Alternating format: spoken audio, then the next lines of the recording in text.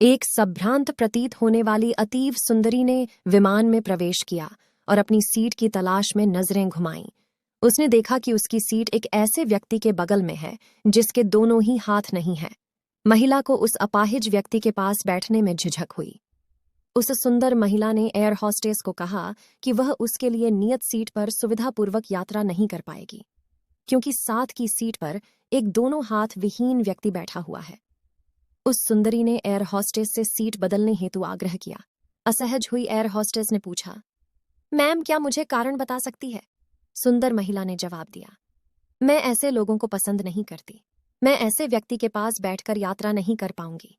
दिखने में संभ्रांत और विनम्र प्रतीत होने वाली महिला के यह उद्गार सुनकर एयर हॉस्टेज अचंभित हो गई। सुंदरी ने एक बार फिर एयर हॉस्टेस से जोर देकर कहा कि मैं उस सीट पर नहीं बैठ सकती और मुझे कोई दूसरी सीट दे दी जाए। एयर हॉस्टेस ने खाली सीट की तलाश में चारों ओर नजर घुमाई, पर कोई भी सीट खाली नहीं दिखी। एयर हॉस्टेस ने महिला से कहा कि मैडम, इस इकोनॉमी क्लास में कोई सीट रिक्त नहीं है, किंतु यात्रियों की सुविधा का ध्यान रखना हमारा दायित्व है। अतः मैं वायुयान के कप्तान से बात करती हूँ। कृपया तब तक थोड़ा धैर्य रखें। ऐसा कहकर हॉस्टेस कप्तान से बात करने चली गई। कुछ समय बाद उसने लौटकर महिला को बताया, महोदया, आपको जो असुविधा हुई उसके लिए बहुत खेद है। इस पूरे विमान में केवल एक सीट खाली है और वह प्रथम श्रेणी में है। मैंने हमारी टीम से बात की और हमने एक असाधारण निर्णय लिया। एक यात्री को इकोनॉमी क्लास से प्रथम श्रेणी में भेजने का कार्य हमारी कंपनी के इतिहास में पहली बार हो रहा है। आज सुंदर महिला अत्यंत प्रसन्न हो गई, किंतु इसके पहले कि वह अपनी प्रतिक्रिया व्यक्त करती और एक शब्द भी बोल पाती, एयर हॉस्टेस उस अपाहिज और दोनों हाथ विहीन व्यक्ति की ओर बढ़ गई और विनम्रतापूर्वक उनसे पूछा, सर, क्या आप प्रथम श्रेणी में जा सकेंगे? क्योंकि हम नहीं चाहते कि आप एक अशिष्ट यात्री के साथ यात्रा करने की त्रासदी भुगतें।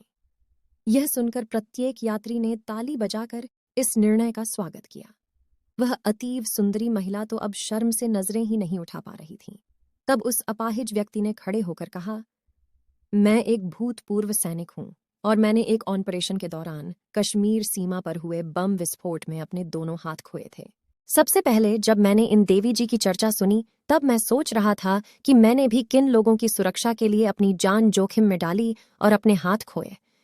लेकिन जब आप सभी की प्रतिक्रिया देखी, तो अब अपने आप पर गर्व महसूस हो रहा है कि मैंने अपने देश और देशवासियों की खातिर अपने दोनों हाथ खोए। और इतना कहकर वह प्रथम श्रेणी में चले गए। सुंदर महिला पूरी तरह से शर्मिंदा होकर सर झुकाए सीट में घर गई।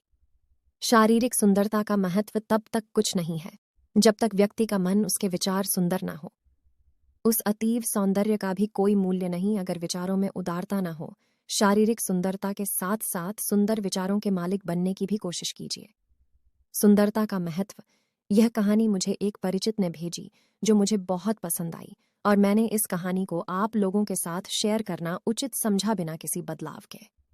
आपको ये कहानी कैसी लगी और आप इसके बारे में क्या कहना चाहते हैं, हम कमेंट करके ज़रूर बताएं। और ऐसी और कहानियों के लिए हमारे चैनल हिंदी कहानी AI को ज़रूर सब्सक्राइब करें। धन्यवाद।